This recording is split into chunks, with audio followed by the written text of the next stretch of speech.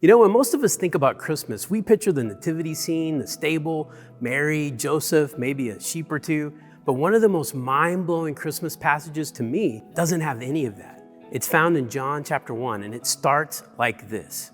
It says, "In the beginning was the Word, and the Word was with God, and the Word was God." John doesn't start with Bethlehem. He starts before time, before Silent Night, before the shepherds, before angels, before Amazon Prime shipping deadlines. He wants you to see that Christmas isn't just the story of a baby arriving. Christmas is the story of God stepping across eternity. Then comes the line that honestly should stop us in our tracks, because he says, "The Word became flesh and made his dwelling among us." Think about that. God didn't just shout his love from far away. He didn't just send a DM. He didn't just drop a memo to earth saying, "Hey, be better down there." God came here. God came into our mess, into a world that feels honestly a lot like ours. Confusing, chaotic, divided, exhausting.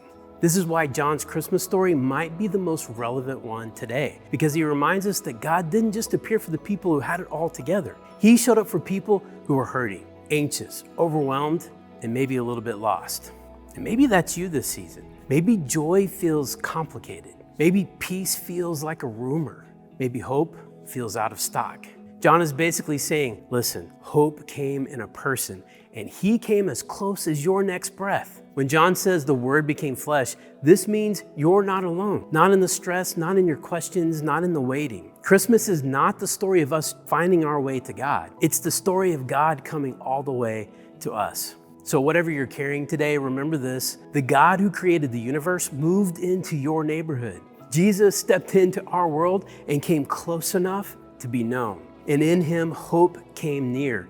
He is not distant from you. And if you listen, you might just hear him knocking on the door of your heart. Perhaps this is the year to let hope in. Merry Christmas. And hey, if you want more Bible history without the boring, stick around and share with a friend. And as always, keep reading your Bible, keep getting close to Jesus, and I'll see you next time.